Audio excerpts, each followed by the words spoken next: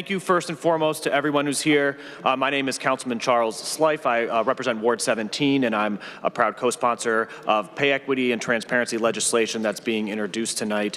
I want to thank my fellow co-sponsors, Councilman Santana, Councilman House Jones, Mayor Bibb. I want to thank Council President Blaine Griffin for supporting us in this endeavor, and especially thanks to the outside organizations that have been part of this advocacy. And I just want to kick it off by saying that the last few years we've seen a lot of big wins for workers, things coming out of Cleveland City Hall, talking about updating how we accrue and let employees use vacation, making sure that people are being paid living wages, creating leave policies for workers. And I think what we're seeing today, pay equity and transparency, is a natural outgrowth and a way to ensure that people in Cleveland who statistically are very often coming from low-income households have the opportunity to have jobs that pay them fairly and allow them to build wealth for them and their families. So to get into more of the details about why this is important, I want to turn it over to my colleague, Councilwoman House Jones.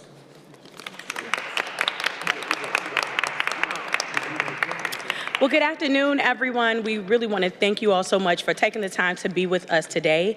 How did we get here? And I'll just start, from where I came in, being a public servant since about 2015. When I served at the State House, one of the first pieces of legislation I had the honor to be able to introduce was calling for the state of Ohio to create a gender pay task force. That was then with Representative Driehaus, who is now a commissioner down in Hamilton County in Cincinnati. And it really opened my eyes to what was happening. Many times we look at this as a women issues, but we're talking about families, right? This is about the economic vitality here within our city. We have heard far too often about Cleveland being on the wrong side of economic, equality, being one of the poorest cities in Ohio. And we hear a lot of conversations. As a legislator, our responsibility is to do something actually about it. Councilman Slife have shared many of the things that we have been doing to focus on thriving families and economic growth so that we can close the pay gap for women and families alike so that Cleveland will be on a better pathway forward, right? Here in Cleveland, knowing our average household income is around $39,000, $35,000, depending on whose statistics you're looking at.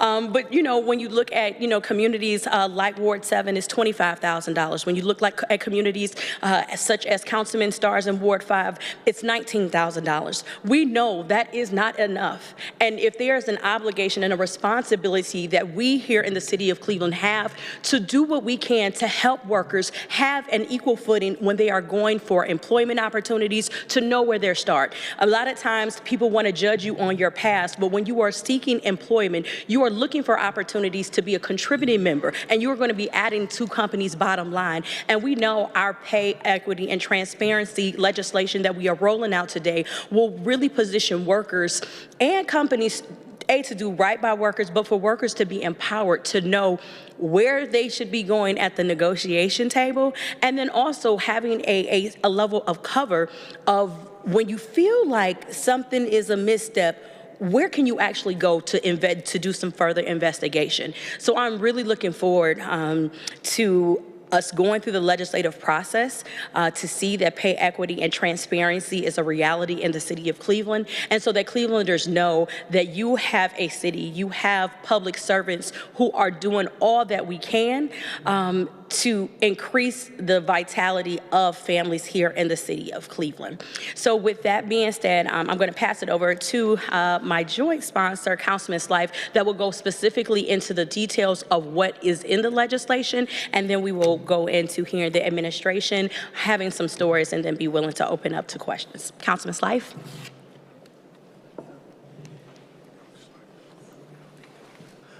All right, so what I'm going to do is I'm going to talk about some of the mechanics of the legislation, how it works, and some of the next steps. But beforehand, I want to share that this is not a new concept. And in fact, arguably, Ohio is late to the game on this. This is in over 20 states. What we're introducing today is already reality. And that's states across the country, blue, purple, red. But there's no statewide law in Ohio that compels this to happen. So cities in Ohio have been taking the lead to advocate for their residents and their workers, and that's what we're doing here today. So the two major things that this legislation will do is it will require businesses with more than 15 employees, when they make job postings, to post what that salary is, whether it's an hourly wage band or an annual salary, so that workers know from the forefront what they're applying for and if it aligns with their needs. I don't know, speaking personally, I've been to job interviews and taken all the time only to find out that what was being offered was not going to be commensurate with what I was looking for, felt I was qualified for, or needed. So this will allow, that transparency will allow workers, potential workers and applicants, to understand from the forefront if this is a viable prospect for them or not. It also prevents businesses from using salary history as a way to set salary. Now, those conversations are obviously going to happen to some degree. However, what data have shown are that people who are asked to report previous salary, especially people who are lower income, women, people from disadvantaged communities, it winds up creating this cycle of continuously being underpaid relative to industry averages, colleagues. So those two things combined give us an assurance that more people will be able to know what jobs they're applying for and be being paid the salary or the hourly rate that is commensurate with their skills and what the job is able to, what they've essentially budgeted for. So it's also very important for us to say that we are not looking to be punitive to businesses across the city of Cleveland. As I said, this is very common across the country. Many, maybe most, already engage in these practices. However, we do have a whole system set up in partnership with the Fair Employment Wage Board, which was reconstituted by City Hall, to help businesses who maybe find themselves out of compliance to become into compliance. So if there's an instance, a complaint, someone has 180 days to file something with the Fair Employment Wage Board, there's then a review and an opportunity for those businesses to essentially cure the issue rather than going forward. Now, if a business doesn't cure it, the Fair Employment Wage Board also does have the authority to begin issuing civil penalties. However, that's not what we're looking to accomplish here. And then I'll just close with the next steps. This is being introduced tonight. It's going to come through our council legislative process. We're in communication with the Fair Employment Wage Board, as you would expect. However, as you can see, there's a lot of enthusiasm both within the body, within the building, within our community for this type of legislation, and I'm eager to see it move forward. And with that, what I'd like to do is introduce Austin Davis, who works within the Office of the Mayor. This is a partnership between council and the Bibb administration, and if Mr. Davis could share the administration's perspective on this legislation at this time. Thank you. And I don't know where you are. There you are. Come on down. Thank you, Councilman Slife. It's a pleasure to be here. It is an honor to be invited to these council chambers on behalf of Mayor Bibb to offer a couple words of thanks and encouragement and optimism about the future. I want to emphasize 3 points that Councilman Slife and Councilwoman House Jones have already touched on. First, we're following best practices here. The legislation that's being discussed is already reflected in at least 18 other states and all the other major cities in the state of Ohio, Columbus and Cincinnati. We're looking for things that have already been done, treading paths that have already been tread, and building on the work that's been done in this state already. We're very excited to bring Cleveland to the forefront after so many good examples before us.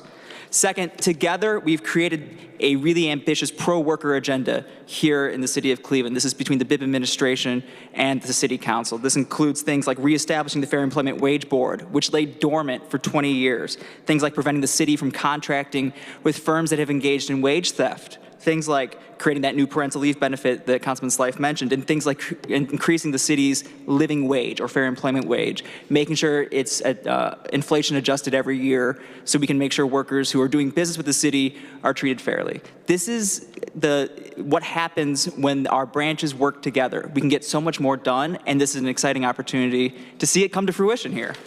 And I think the last point I want to make, without getting into any of the nuts and bolts, is this is really about folks who you know, and maybe somebody who is yourself or maybe someone close to you. This is legislation that's designed to address stories that are too common in our society, where somebody had a first job or a job earlier in their career trajectory where that salary held them back for years. That salary has come back to haunt them in future negotiations time and again. We have to break these cycles. Many states have already done so. Many cities have already done so. It's our turn and our time to stand up for fairness, transparency, and equal opportunity. So on behalf of Mayor Bibb, again, thank you for inviting me here, to all of our council friends, and we look forward to the legislative discussions to come.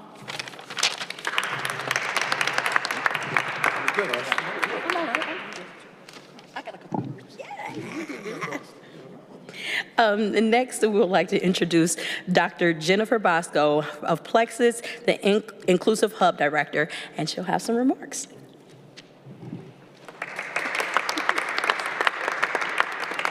Hi, good afternoon. My name is Dr. Jennifer Bosco, she, her. I am the director of the Business Inclusion Hub with Plexus, the LGBTQ Chamber of Commerce for Northeast Ohio. I want to thank you so much for considering this really important legislation, and thank you, council folks, for bringing this to the table here. I want to speak about the impact this has on our businesses and the importance that it brings to our economy. The businesses that we've worked with to set up pay equity initiatives have not only streamlined their practices, they've been able to save time when it comes to developing and aligning their jobs with the market that's out there. It also aligns with market standards, so we can compete with other major markets that are already doing pay equity. So our businesses are already, able to see what the market is, what people are looking for in terms of skills. We're also able to offer jobs based on skills and the value of the work rather than what people were paid for before. And that's really key for a business who can sometimes save some money as well, and also make it equitable throughout. Transparency and equitable frameworks when it comes to salaries also build a lot of trust between the business, employees, and potential candidates, as well as consumers.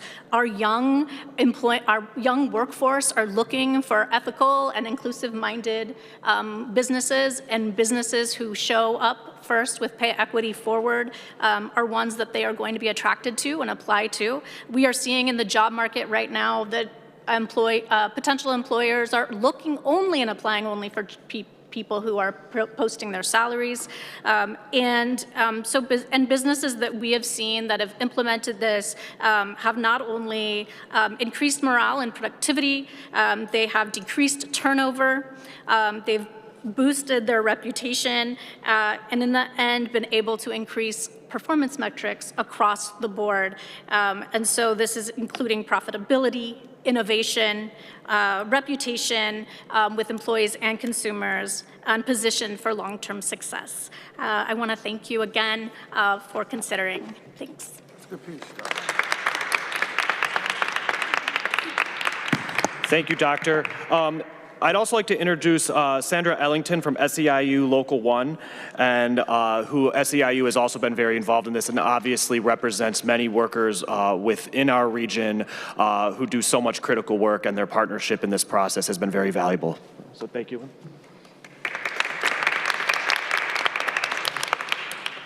Good afternoon. Hi. Hello, my name is Sandra Ellington, and I've been a janitor for almost 20 years. I've been a city worker for 17 years. I have been a local 1 executive board member for 16 years. I've been a leader for a long time in this city, and this is a long time coming, and I am so proud of my city. We did it. We put a mark in the sand, and we said enough was enough. I want to thank City Council. I appreciate this for giving me the opportunity to speak on the groundbreaking legislation that's going to help everybody, no matter where you're from, east side, west side, whether you're black, white, LGBTQ+, it doesn't make a difference. Every human being deserves a chance. We are all a part of the wheel of life, and we all bring something to the table. And I would also like to say, this groundbreaking equal pay legislation that we're introducing today is a win for working people of Cleveland. This is one Cleveland, this is not two Clevelands. Prohibiting wage discrimination in the workplace ensures that fairness, equality in the workplace. Secondly, having the increase in pay and transparency is essential because the information, there is a super important win when many working people have to provide for their families. Every dollar counts when you're a working person. It's very, very important. I could never be comfortable knowing my neighbor is not getting the same wage I'm getting. We need equal grounding when we go to that table. It's important. Every dollar, healthcare, everything counts. Lastly, establishing citywide task force to address work towards closing the pay gap and beginning the step to build one Cleveland. We are one Cleveland, a zip code should not determine whether or not how much money you bring into your household. This is important. Everybody needs a job to survive and to thrive and to take care of their family. This legislation is so important. This has been work. I am so proud of City Council. I want to thank everybody.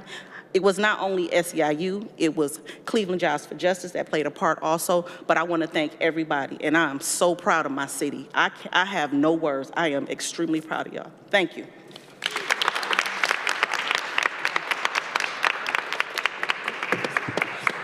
Okay, so I think at this point, we are going to move over into the question and answer phase of the program. I believe back in the back, the microphone, if Daryl could point to it, I believe that that is also on for the box, which I know might not be the best sound quality for the news stations. But happy to field any questions. And again, I want to thank all of you for being here. I want to thank everyone assembled here. And this is a very exciting day in Cleveland City Hall.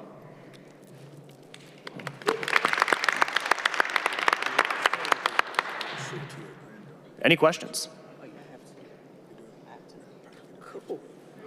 Nailed it. Now then, thank you. All right. Well, we're happy to talk with anyone afterwards. And thank you again. Stick around for Finance Committee. Oh, sorry. Yeah, you go over there. Don't be scared. You can make it over there. You can come this way. He's taking a long scenic route.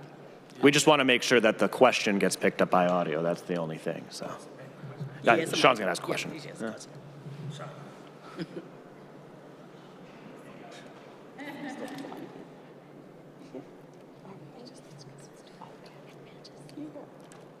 Can you talk a little bit more about the teeth that this legislation will have, and both what companies will be, I guess, under this legislation, whether they have to do work in Cleveland or incorporated in Cleveland, and also like what could the penalties be if trying to get them to voluntarily comply with it doesn't work? Sure. So it's businesses in Cleveland and hiring in Cleveland. The teeth that I had mentioned, essentially, if that 90-day period of working to cure any issue is not met, it's at the discretion of the Fair Employment Wage Board. The way the legislation is written, they're not mandated to issue any specific fine. They may, and it's up to certain limits. So I believe that if a failure in the first instance would be up to $1,000, and then it increases up, I believe the highest penalty at that point is $2,500.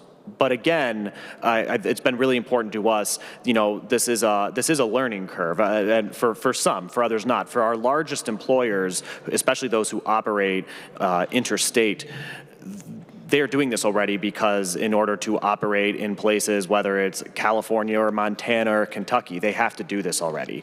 I think the learning curve that we spoke most about was our smaller businesses, and say, you know, at, I don't know, Slife's Aquarium World, which is a small business I just invented. You know, if I'm going online and you're just using an employment form that asks for salary history, that's an opportunity to say, hey, we understand that you grabbed that off the internet. Here's why it's actually not even to your benefit to ask those questions. Well, here's why it's harmful to workers. So we're going to help you just make sure that we revise that employment application to make sure that this isn't a problem moving forward. So I am very hopeful that the Fair Employment Wage Board is not having to be bogged down by a lot of this work based on the intentionality that's gone into this process. Will there be any rules about the salary range, like looking for jobs myself, you might see a salary range is like 40 grand to 190. Like they're just trying to comply with it, but it's a giant range. Yeah, it doesn't have to say the annual salary will be $42,100.09. It is exactly that you're applying for a job with a salary range. It even goes into saying that if someone applying for a job does disclose their salary sort of unprompted, that the business is held harmless from that. They did not ask the question. And it does acknowledge that through the course of job application, employment interviews, certainly payment will come up. What this legislation seeks to do is have primary decisions not based off of that and not leading with those questions, since they can influence the conversation as it unfolds.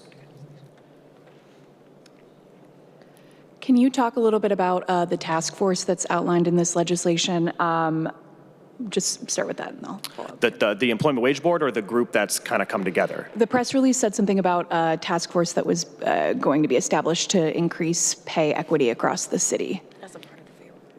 Yeah, that's essentially the Fair Employment Okay. Wage Board. So as Mr. Davis said, the Fair Employment Wage Board existed on paper for a number of years, was not operating, and it was reestablished around the same time as our living wage ordinance. We see this as a great opportunity to not only make sure that a group of experts that's most adept at tackling these issues does so, but also ensures that at some future point, if there's a temptation to let a board like that sunset again, that it wouldn't be feasible because they do have a workflow, they do contribute something, and I am speaking with some of the members of the Fair Employment Wage Board, haven't gotten to all of them. There's a lot of excitement and an understanding, what the value of this legislation is.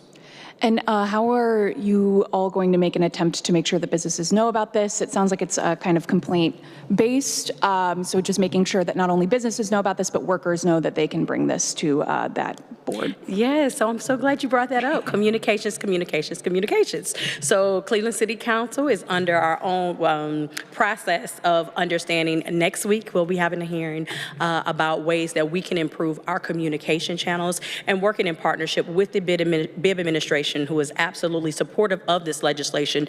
Collectively, we are going to come up with a collective comprehensive marketing strategy so that employees and employers alike will understand what this is. And then we also have, like I said, the Fair Employment Wage Board that will also be, be tasked with sharing this information.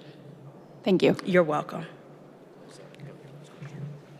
Last question. Yeah, I just wanted to piggyback off what was mentioned already. Are there any goals for this year? We're in January. Are there any number-based goals that, hey, we want to reach X amount of employees, we want to make sure X amount or Y amount is changed, something that we as the media can kind of keep track of and see how this legislation has left that impact? That is forthcoming as we will get together. Again, first we have to the first step is getting the legislation passed. It's not a guarantee if you get something introduced that it actually will be passed. Through the legislative process, we will be meeting with the administration and council to talk about what our communication strategy will be, along with the Fair Employment Wage Board. Of course, and finally, with any legislation, there's always a mixed reaction to anything that gets passed. If you have an opportunity now, what message do you have for people in Cleveland that may hear about this news, may see the press release about this legislation, and still are kind of on the fence whether or not this is necessary? It absolutely is necessary. Again, we've heard the statistics about where Cleveland's economic standing is. We are moving forward to ensure that Clevelanders are able to be set up to thrive, and we want the economic growth in our community. And this is another tool that we're putting in Cleveland's tool belt to ensure that all of our families are thriving. So join us, stay tuned. We encourage people to reach out to your council members, to encourage them to say yes and support the pay equity and transparency legislation, and just be a part of this. Perfect. Thank you. Thank you.